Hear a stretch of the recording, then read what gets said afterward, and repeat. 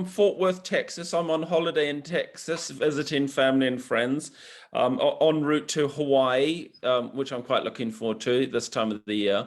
So I'm using a different kitchen and different equipment, which has been quite interesting. And I had a conversation with Alejandro earlier about chicken, so I'm going to talk to you more about that, about the second recipe. But I'll let Alejandro take over now.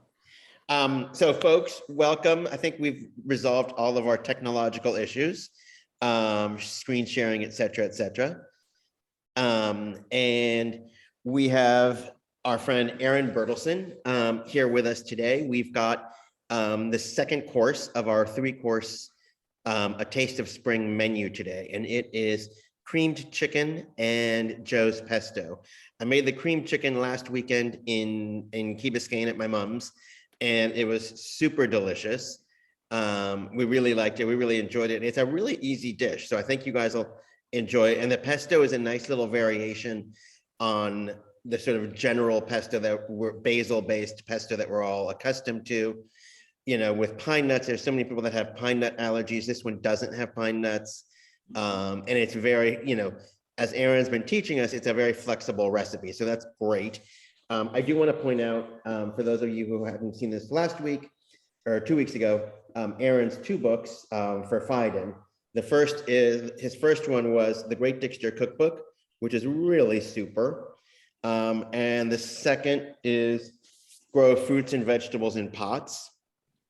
Another great book, both beautifully photographed, tons of information.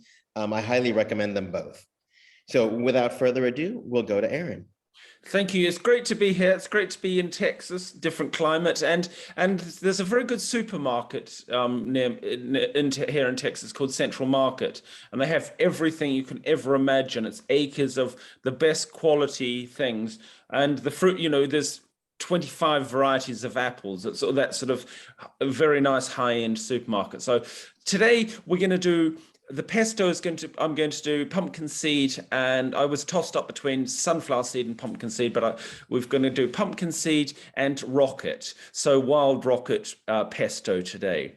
Arugula for the Americans. Oh, sorry. Yes. Thank you. I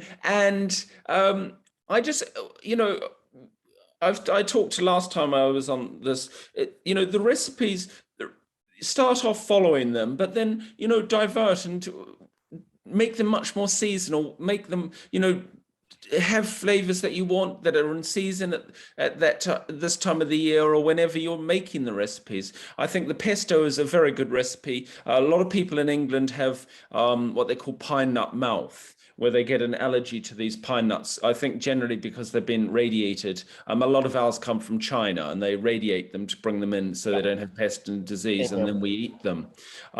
So I think, you know, if you can go local, and you know, a lot of you can grow sunflowers quite easily, especially in your part of the world, and pumpkins.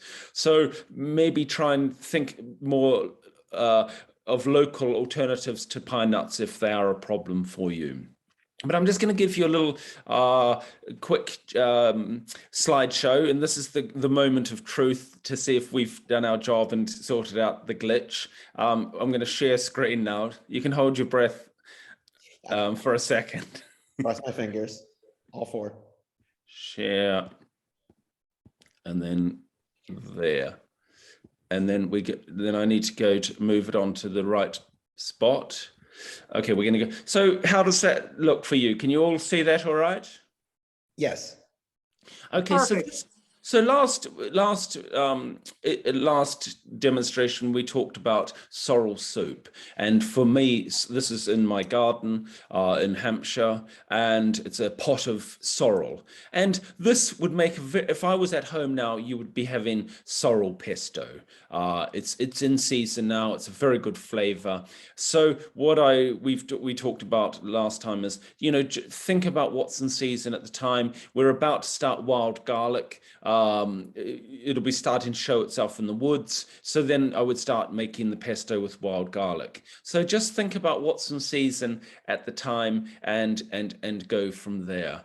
So there's sorrel. Also, I've still got a pot of this is a pot I've still got of the curly leaf parsley.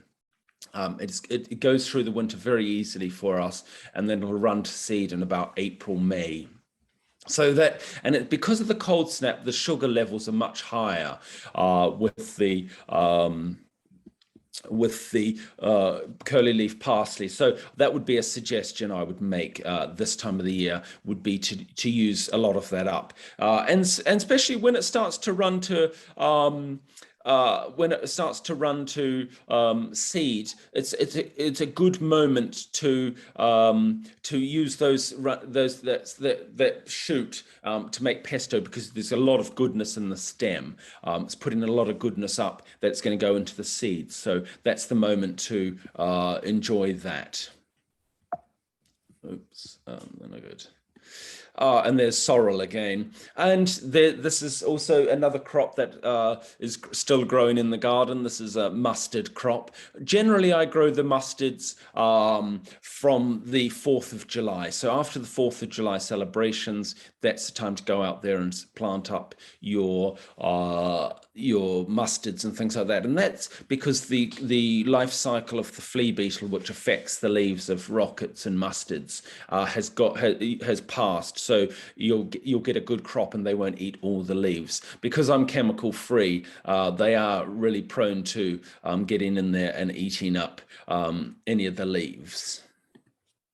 Another great pesto herb is chervil, and these are in old wine crates, as you can see the writing on the base, which I use a lot of, anything that hasn't been, any wood boxes that haven't been treated with chemicals, then I'm happy to grow in. And chervil is a great crop. You plant it quite thickly and just cut it up, cut it straight from the plant systematically through the box, and that makes a very good soup, but also it makes very good pesto. So there is a lot of correlation between what you can use in that soup from the last week's recipe and then today's pesto.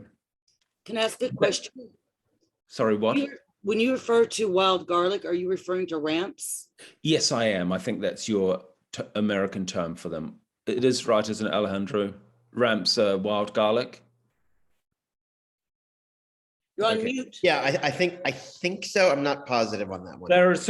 They grow, and they have white allium flowers. They're crappy leaves, and they grow in the woodlands. They're one of the early greens to come into the woods. So yeah, okay. Yeah. And there's the chervil that was being picked. It's a perennial for us, and it's winter hardy, which is always a bonus. And there's Joe's pesto. Now, Joe is an incredible lady who lives in central London, and this is a recipe I got from her. And she's got a balcony, a tiny balcony, and then she's got two square big troughs. They're about 4 foot deep, and probably the whole area is about 5 foot by 5 foot, and she grows all sorts of greens. And that was her suggestion. This different pestos, and I was really inspired by her. She also makes her own compost in central London, and she lives in the Barbican, so there's not much space, and it's all concrete. And what she does is she puts everything in the blender first, and then puts it into the Japanese bukaki's style of growing. Of composting, and so that was a recipe that was inspired by her. And then this is the cream chicken recipe. And Alejandro and I have chatted about the recipe over the week after he made it, and he found it very liquidy. And I went back and looked at my notes, and it is a problem. And I looked back at the notes, and the problem for me, Alejandro, seems to be that the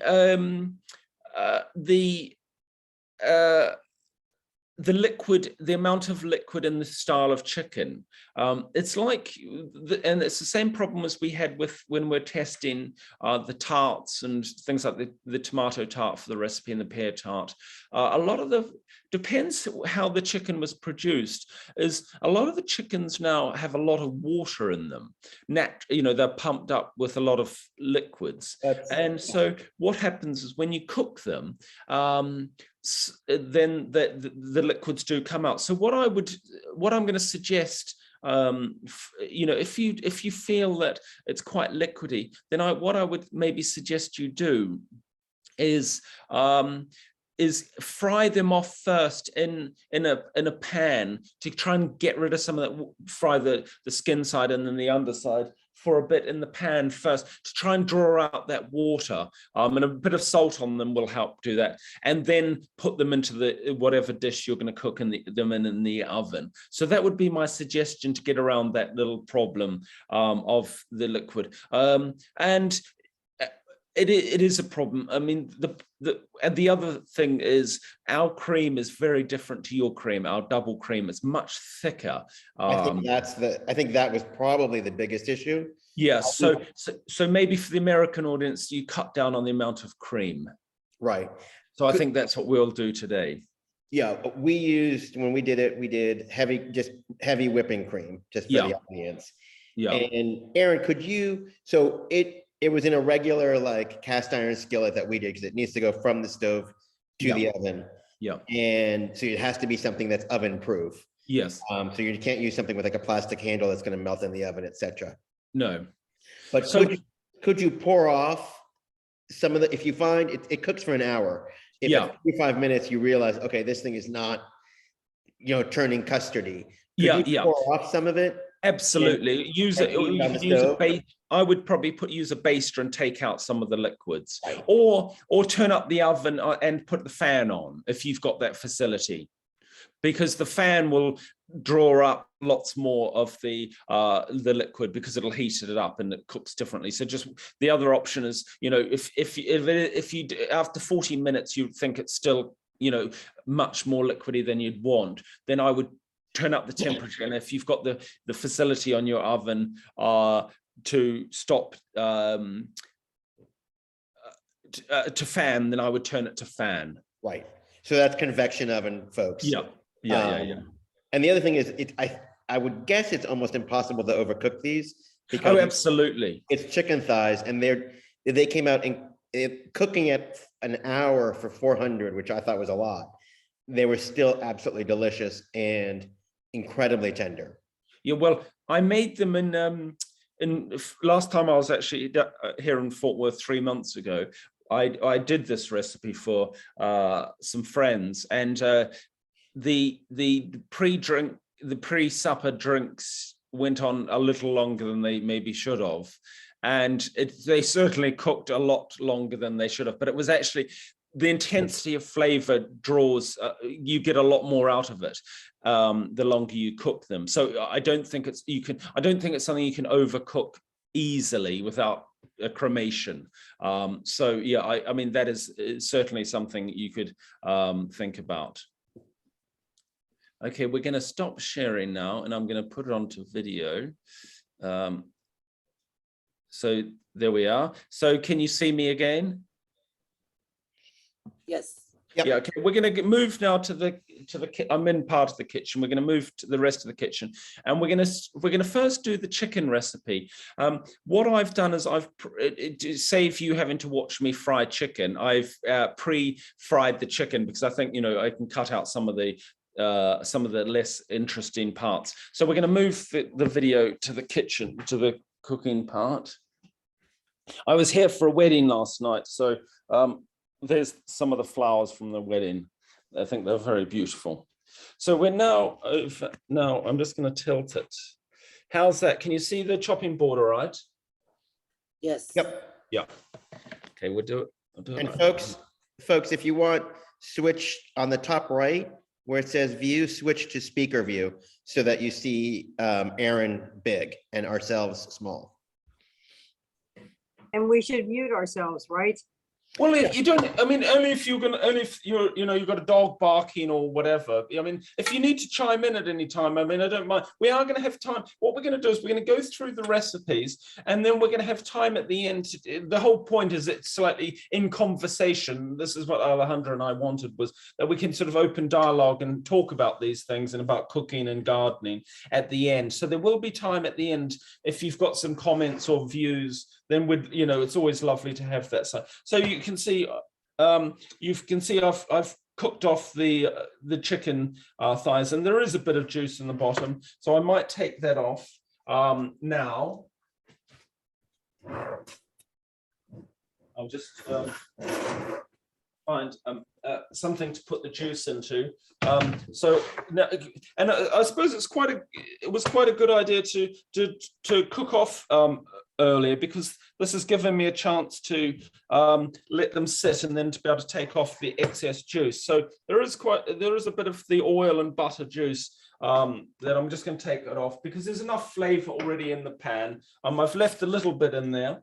So okay, so there's the chicken and things, and I've got a mixture of herbs. I'm just going to get the put the recipe up there so I can remember to make sure I've added everything. So so if you've got the recipe in front of you, we've fried the chicken thighs and in a bit of butter and some oil, and then I'm going to one of the herbs I really like is thyme, and I've got these bunches of thyme. I think the flavor is so good in them. I really we're going to have this for lunch, so I think I'm going to go heavy on the thyme.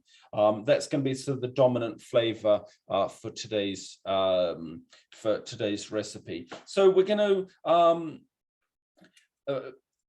to put some of the thyme in the bottom, and then we're going to put the liquid in.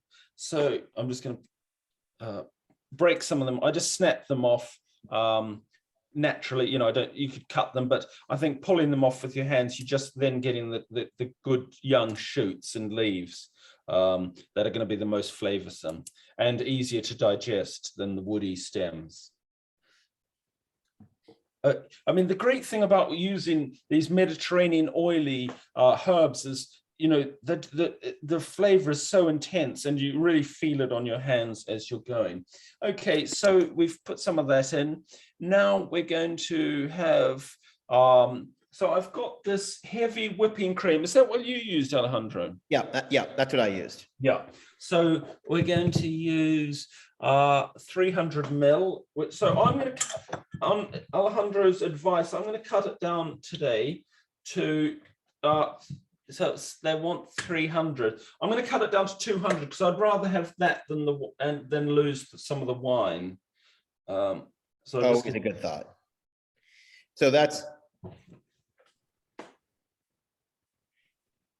there's 200 ml of this thick cream. Just pouring it over.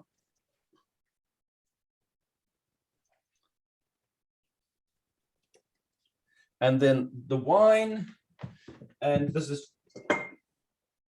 just a leftover that was in the fridge, a leftover white wine. And that's the thing about it is, you could also use a good sherry for this recipe. Go 50-50 with sherry and wine. You don't have to completely.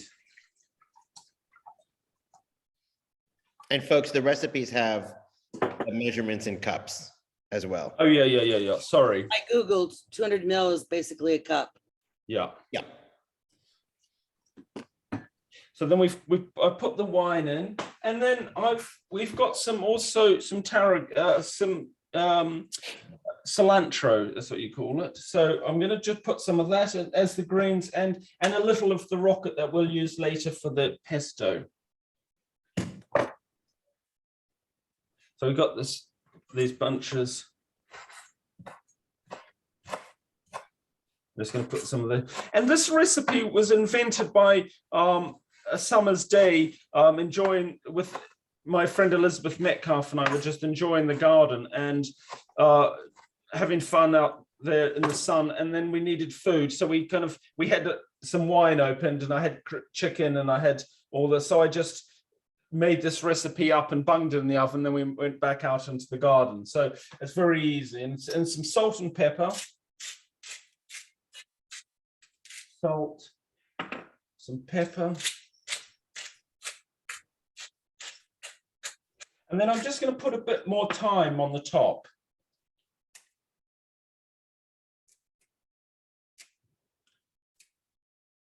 The whole house is going to smell fantastic.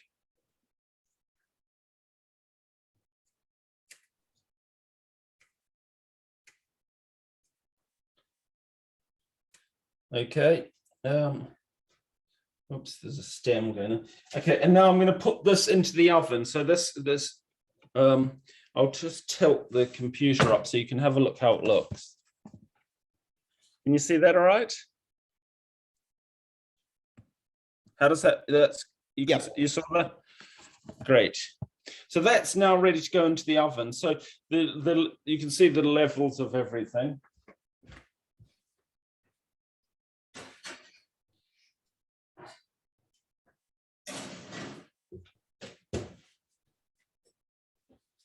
And of course, I had preheated the oven to 400. That's 400 in Fahrenheit, isn't it? Yeah, 400 Fahrenheit, which is 200 centigrade, which was what I usually would know to cook in. Okay, so now we're going to make the pesto. One quick question. Sorry, what? A quick question. Are you putting a lid on that pan? No, I'm not. Okay. No, it's an open pan. Okay. So that helps reduce. And I think it says in an open pan. Yeah, it does. Yeah. Okay. Yeah. Uncovered. Yeah, uncovered. So here's the pumpkin seeds. I've just got some fresh pumpkin seeds. So we'll turn to the pesto recipe.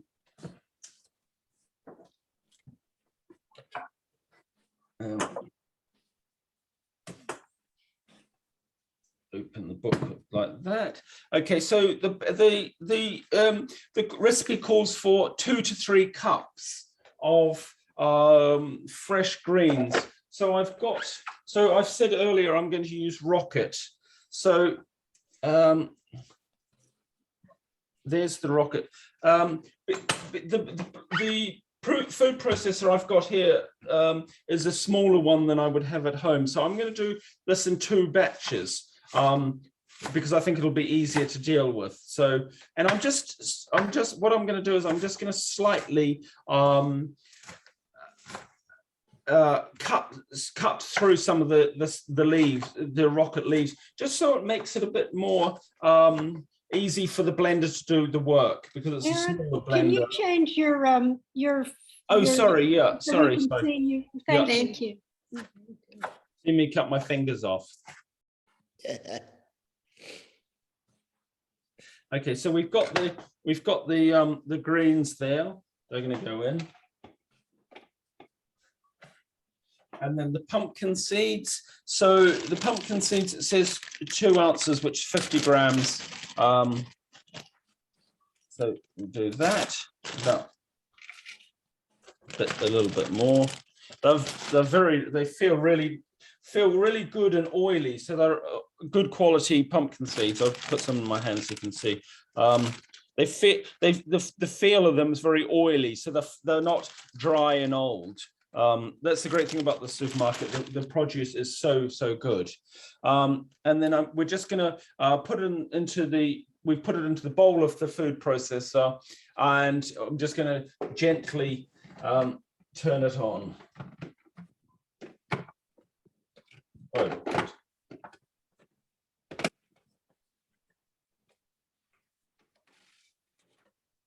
I just blended them gently. You can see the process all right? Yep. Yeah, okay. So we put them in now, and I can take the lid off, and then I'm going to add the garlic. So I've got a clove of garlic here. I'm going to, how many, just 3 cloves of garlic, the recipe calls for. And this is obviously how garlicky you like it. It's very much up to you how much garlic you want to add. I really like garlic, so I'm just going to do these. It's 1 big one and 3 little cloves. So you can see that. Let's take some of the skin off so you can see easily.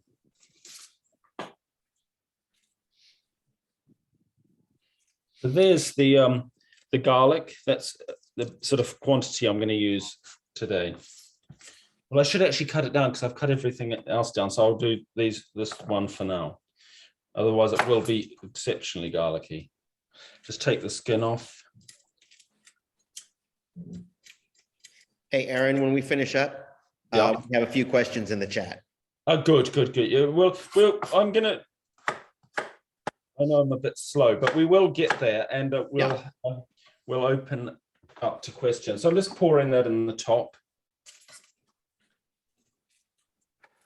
And we can also just, everyone can, once we've done this, everyone can unmute and ask questions as you go, at the end we can have a conversation. So that's easy. Okay, that's the garlic in. Now we've got the pumpkin seeds, we've done the garlic. Now we need to do the Parmigiano. So already grated, makes life much easier. Thank you, Central Market.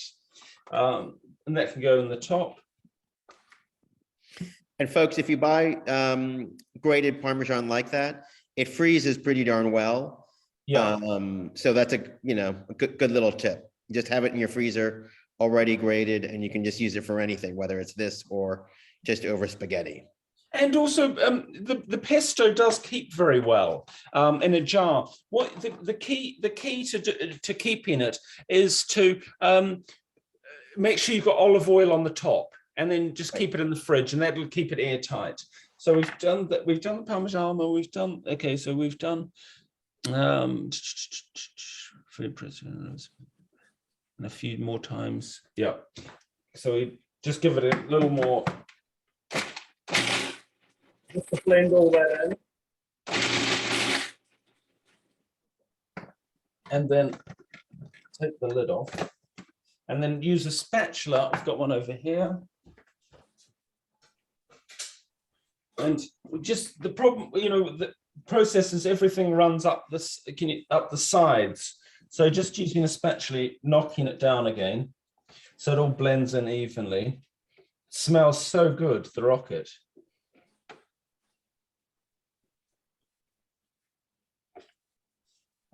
There we go.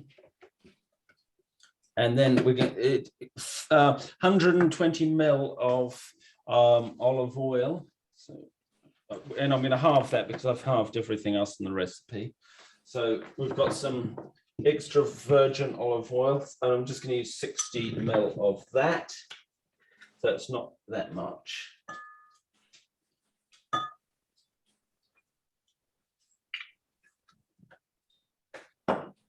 So we put in the olive oil in as well. And then some salt and pepper as well. And the other thing that's I think is very nice in the pesto is a bit of lemon juice. That also gives it a bit of interest as well. So there's a bit of salt, decent amount of salt, and then put it back in the. Need that, and then blend it.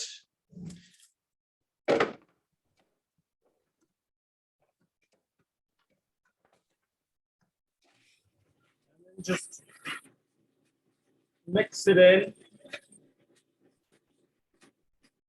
I think it needs a little more, a wee bit more olive oil.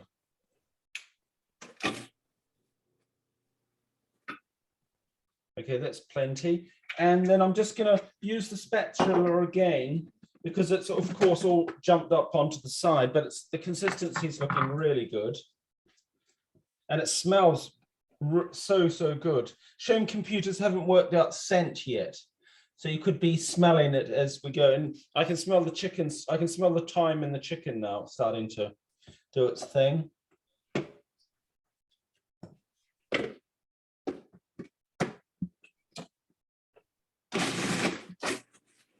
That looks perfect. So I don't want it to be too. I don't want it to be too blended. I don't want it to be and that's a choice you make. And so you don't have to have it really pasty. You can still have it. And I've just decanted into this bowl so I can show it to you. Use the spatula, clean it off.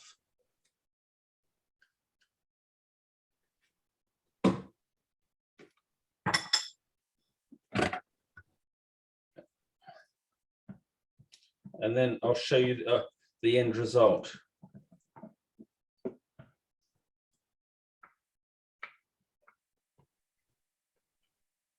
I think it looks really very good. I'd eat it myself. Well, I will. So with a bit of fresh pasta. It's also nice on some little bits of toast before lunch, just to have a bit of pesto. And there we are. That go in the sink. And here's the end result. So you can see it's the olive oil is good, and it's got a very nice, I think, consistency. Yeah. So that's your rocket pesto made. So now I think we can. Shall we open up the conversation? Open up now, and we can answer some of the questions. Let's go to the chat. And Pamela was asking if the sorrel on Long Island is a different leaf shape. I don't think so, Pamela. I think it's probably pretty much the same. And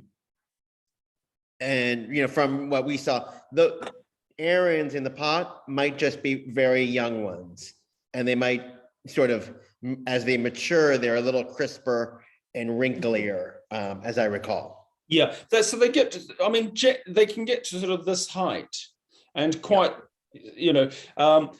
but yeah, what I do is I keep those have been cut down once. I've completely taken the whole crop in once, and that's the second coming. Which I think is a great tip that we learned last time, because until now I've always picked leaves and then it goes to seed and blah blah blah. Whereas if you lop off the entire plant, you get a new plant, probably within the month or so. Yeah, absolutely. If not sooner. I mean, the shoot's quite good. Yeah. The next question, Aaron, is wondering if we would use double cream, at our gourmet shops. And I have a feeling that's too thick. Double cream here that we sell is kind of like what you have on scones with. Oh, that's clotted cream. Yeah. No, that is too thick. And it's quite the thing. It's very nice, but the problem is it's very high level of fat, that clotted cream. It's a really high. So what it does is produce actually more of a fatty liquid. So if you were going to do that, you'd need to put some lemon juice into that to cut out the fat, just to break through some of that fat. Next question. Oh, Elizabeth was asking, what knives do you like? Well, actually, my favorite knives, I've got a big collection of knives from Japan. So I have a photographer friend, and he travels regularly to Japan to photograph all sorts of things. But one of the deals I made with him, I don't know how I managed to make this deal, but the deal was I'm going to move this and come and sit down, and then we can talk properly. So one of the deals was every time he went to Japan, he had to buy me a knife. So I've got a good collection of very sharp Japanese. I think the key is you've got to have it really sharp, your kitchen knives. And I'm very lucky. My goddaughter's boyfriend is a knife maker. So 3 times a year, I give him all my kitchen knives, and he'll sharpen all of them for me. And I mean, they're like manufactured sharp. So it's really worthwhile doing, because it makes the job much easier to have good equipment. Yeah. And folks, there is a knife sharpener at the East Hampton Farmers Market on Fridays, the one behind the big parking lot. And Paige Patterson's husband, Derek Patterson, is a carpenter who has become a knife maker. And he makes exquisite steel. And I think he does use a Japanese steel, if I'm not incorrect, for his knives that he sells at L&W Market. And we might have him, it just occurred to me, I'm going to ask him to have a booth at Much Ado About Madu, which is our garden market on June 18th, this coming summer. So that's my little plug for Much Ado About Madu. I couldn't recommend enough taking your knives down to be sharpened properly. It'll change your life, because you're less prone to cut yourself, because it's a cleaner cut. It does the job properly. You're not struggling with these knives, and there's no point using a knife that's too small for the job. But having really sharp knives is life changing. It's like having really good gardening equipment, keeping your tools sharp and clean and oiled. It just makes life that much better. So I really recommend you go down to your local knife sharpener and get them sharpened. I think 3 times a year is, for me anyway, an adequate amount to get them sharpened. So, it depends what you're doing with them, and, using the right blades. If you're cutting through bones and things a lot, you make sure you use the sort of big, chunky blade, and they'll last for a long time. In my neighborhood, we have a truck with the bell that's been doing it for 50 years. Amazing. I bring in my scissors, my gardening tools, and my knives. Incredible. And he'll do them right on site. But you have to hopefully hear him say, wait, run up, grab everything. But I also have his card if you really, but he does come to my garden especially, and like do my shears for me and the edges of my shovels. All and secateurs and all that.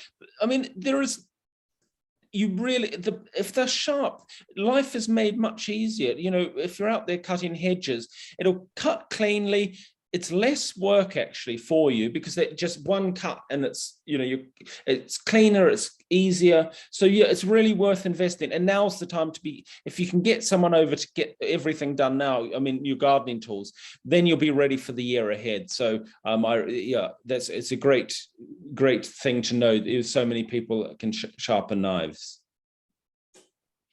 And then Pamela was asking if she could use a blender for the pesto. I don't know, take that first, but I've got some ideas on that as well. Well, I think it's better with a food processor, because it's sort of more open.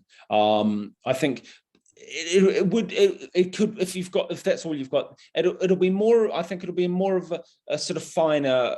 It'll be more of a finer texture. And I would probably put everything in together and just give it a quick whirl. So that's my advice. Exactly, yeah. So blenders need liquid to work, like an osterizer. Needs liquid, so you can't do the first 2 steps of Aaron's recipe. You have to do it basically all together. It is a little trickier, and if you were doing it in a blender, I would highly recommend chopping it much finer. And then starting it and pouring in the olive oil while the blender's on, and that kind of works. I mean, look, it would work. Also, doing it by hand, pestle and mortar. I mean, people do. I mean, that's the professionals do it like that. I'm sure there's some Italian grandmothers would be horrified to see an electric food processor making pesto. So, I think you could do it by hand, and the consistency would be fantastic. It's just a lot more work. So do we have any other questions or points of view about any of the recipes or vegetable gardening at this moment? So for pestos, I've used, because I used to live in Italy and we had pine trees in the backyard, and we used to, and get them and make them. But I've used walnuts, pecans. I even tried hazelnuts once. It didn't come out. I've done hazelnut a few times. I like it. Did you not like it as much? Maybe it was, I don't know. I didn't hate it. But I preferred the walnut to my hazelnut. I'm not very good with walnuts. I think I'm slightly allergic to them. I still eat them, but I'm careful. But they make my mouth go funny. So I trade carefully. But So I just was saying, you're not really limited just to any nut. Just like I wouldn't use peanuts, maybe. Also, I mean, I've heard people use acorn for them. So, I mean, that's slightly foraging, but why not? Look, I think the thing is, I think we really need to take stock of how our ingredients are produced. And if sunflowers produce a lot of seed. Just leave some for the birds, some heads for the birds for the autumn and the winter, but process them, and they're very good. They're really a good thing to do.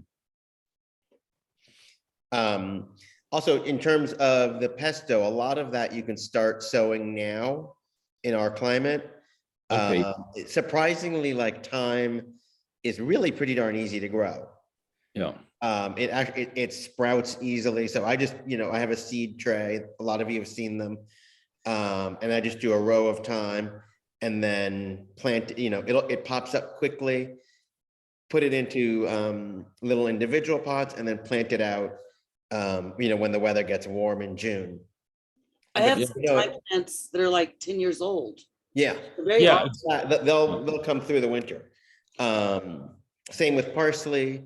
So some of that stuff is actually really easy to do. It's not horrible to buy the plants, because they're not terribly expensive or anything like that. But again, you kind of can like really sort of guarantee yourself that it's organic, especially if you try and find an organic soil and organic seed. Yeah, which is easy to find. I mean, there's big suppliers doing lots of organic seeds now, especially over here in the States. I buy a lot of my seed when I'm over here. I'll be taking a lot back with me. There's lots of varieties. Yeah.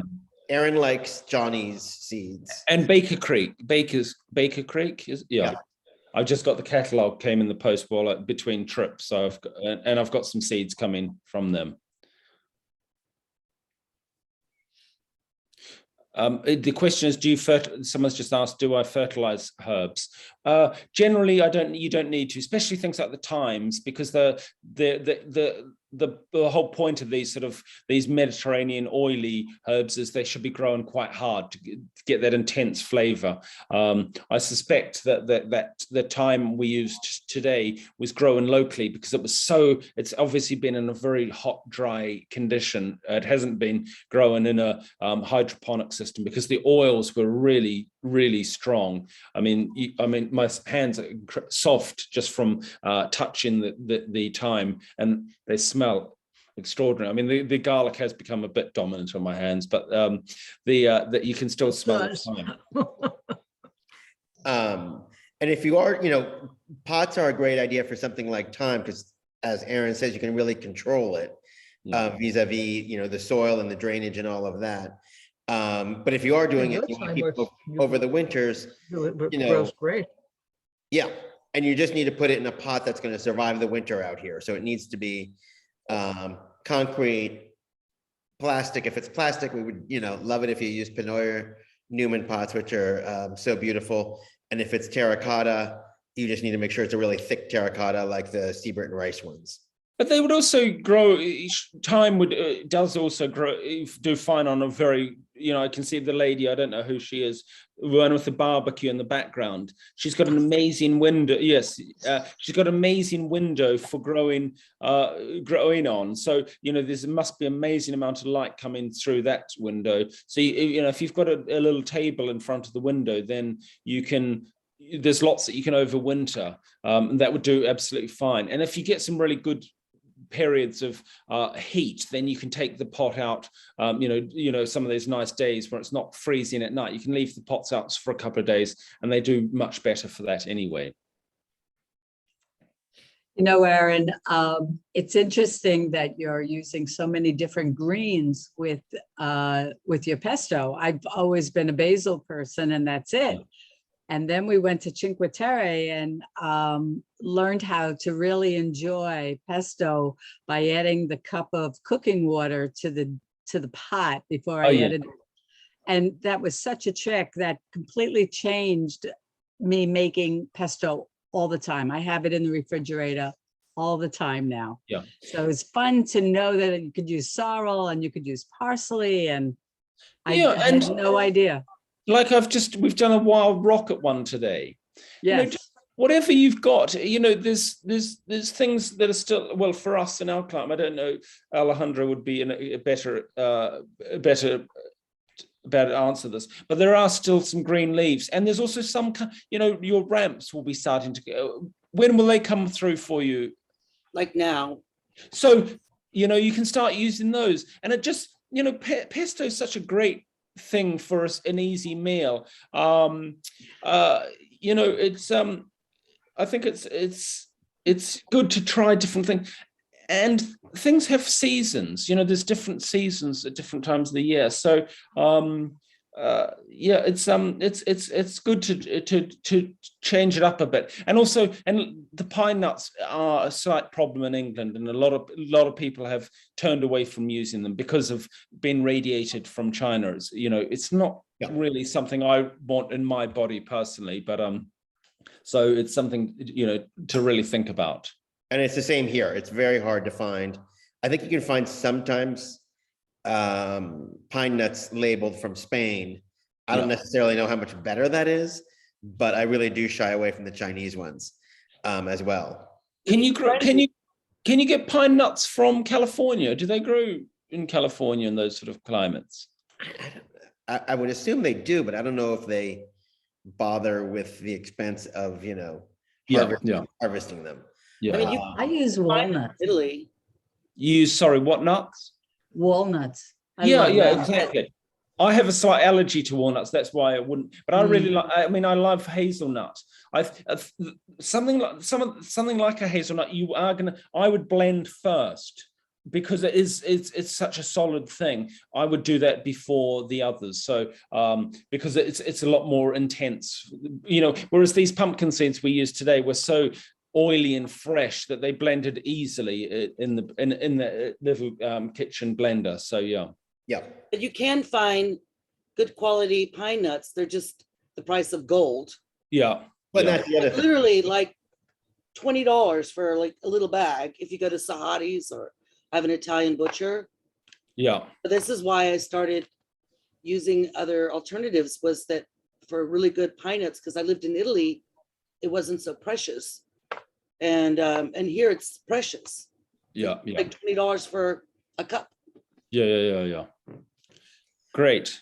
So have we got where are the questions? Your rings. Where's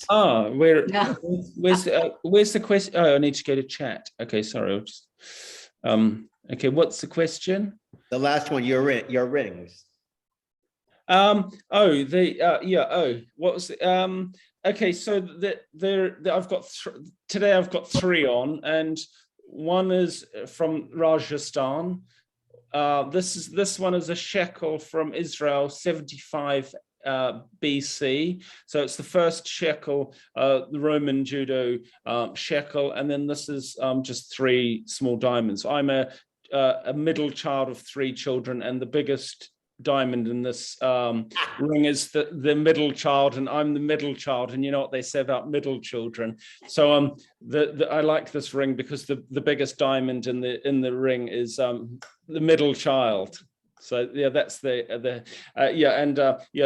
lived in Israel for a couple of years, and I go there regularly. I'm involved in the Jerusalem Botanical Gardens. So that's the history of the it's slightly off piece, but it's we're all interested in each other. Yeah. So have we got any more questions or views on things? Because I think these conversations are very useful when people want to be part of them, because we can all learn from each other. And look, I've just because I've written a book doesn't mean I'm an expert on it. And all the recipes and views have been drawn from meeting people and traveling and friends. So I think it's really nice to have these sort of little conversations where people can kind of chat and talk about it. Basically the same. One thing I was going to say is the pesto. We're so accustomed to like pesto and angel hair as like the default recipe that you do with pesto. It's really quite variable. You could make you could just get like some Hellmann's mayonnaise and add a spoonful of pesto to it, and you've totally transformed the mayonnaise. In the spring, I often make orzo chopped asparagus and just spoon pesto into it, and it's a great starter salad or side salad to a dinner. I also use it a lot. So things like when I'll do chicken thighs just baked in the oven, I'll often put a skin of pesto on top of those. Roast chicken, lovely to tuck some pesto in. And it's also, for when I slow cook a leg of lamb, I'll use pesto in that, because it's got all those oils and that richness to go into the meat while it's slowly cooking. So it's a very nice sort of, instead of just putting salt on things, to put something like a pesto on. Also on little bits of toast, have with drinks before meal. And that's probably what we'll do with us today, before our chicken lunch. Spending time in Italy since I was very young, I never had pesto till I lived there. And it was always served on gnocchi. Yeah. That was how my first time ever had pesto. Yeah. So, and another thing I want to make a comment on your chicken when you're saying frying them off. I cook a lot. You can ask Ali, he follows me. I mean, I cook a lot. And I really get a good brown on any time I make a chicken dish, especially the thighs, before I put them in the oven. Yeah. I think it really increases the flavor, getting that and also you know, it looks rather like a sick aunt in bed if you don't give it some color. I mean, it's very, I find it very unattractive seeing chicken that's slightly white. It needs that browning first. And of course, then it's going to give the flavor to the start of the recipe. I also, a lot of times, brine it just overnight or for a few hours with kosher salt, some garlic, some herbs. And that does seem to draw the moisture out. Yeah. Saying that you get all that moisture on the bottom. Yeah, I've got a friend from Northern California, and I was on holiday, and I was coming back on my birthday back to England, and he'd promised to make me deep fried chicken, and he'd put it in yogurt and some sort of milk for 3 days before. Buttermilk, and I mean, it was the best fried chicken I've ever eaten, but you know, it was a lot of work. I mean, I'm happy to do a day or two in yogurt, in a Greek style yogurt first, but I'm a quite lazy cook, really. I'm like, I need the food. This is how we do it. You know, I don't need days and days. I also live in a little house with a small fridge, which is a great lesson Christopher taught me. The smaller the fridge, the less waste you have in the house. So I have, my fridge is like what you'd consider a bar fridge, but the turnover is very big in my fridge, and I make space, and nothing gets a chance to go off because I eat everything in it. So it was a great lesson from Christopher. The smaller the fridge, the less waste you have. So next time you need to buy a fridge, let that be something that you think about when you're purchasing. And on the chicken recipe, there's a good trick, which is it's a combination of butter and olive oil. The olive oil has a lower, I guess, boiling or burn temperature. Yeah. So it keeps the butter from burning. So that's kind of a really, you get the flavor from the butter. Not that olive oil is not flavored, but the olive oil helps reduce the burn temperature. There's a better word for it. But that's a good trick just in general. If you're worried about burning some butter, you can add olive oil, and that reduces or heightens the burn level, the burn rate. I forget what the word is. Well, that's great. So have we got any other views or personal questions you'd like about my life? I'll have to wear different jewelry for the next in conversation with. I pretty much never leave the house without. Well, I don't actually. The first thing I do in the morning is put on my diamonds and shekel. That's the only ring. Go everywhere with me. The rest are kind of more, whatever mood I'm in. So, have you had barbecue? Because I'm originally from Texas. What do you think? The first night I was here,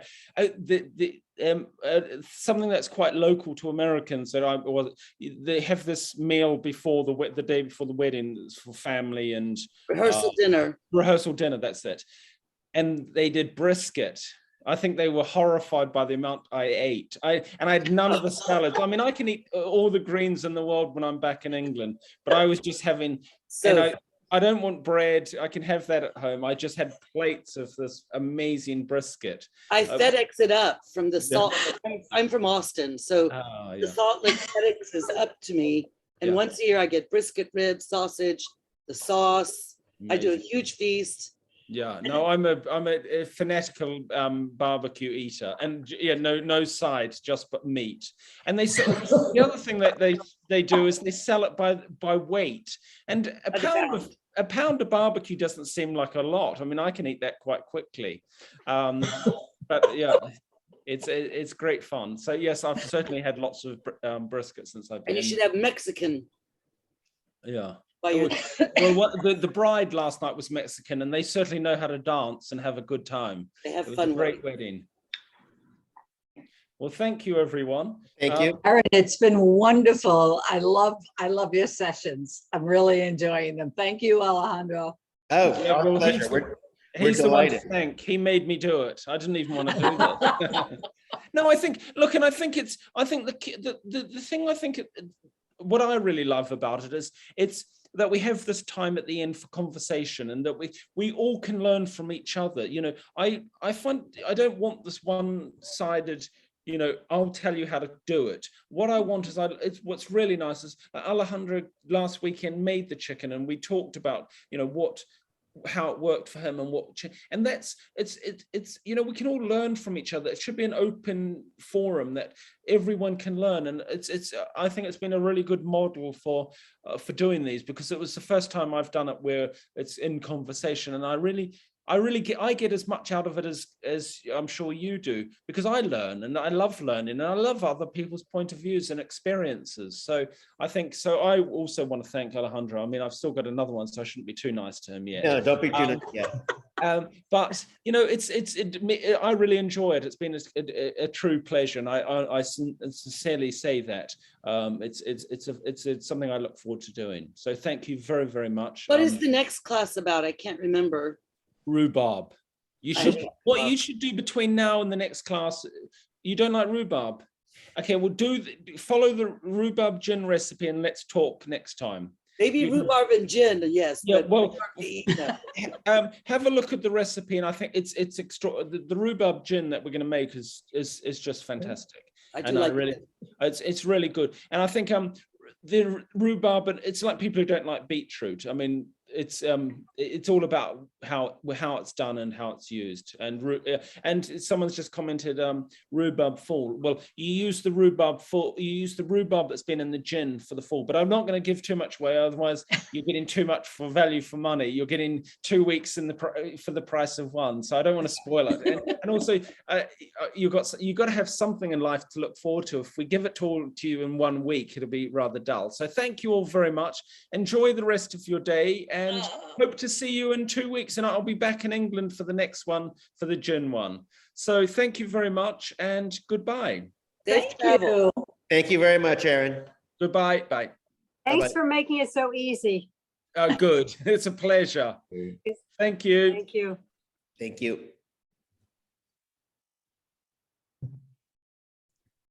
I thought I hit it.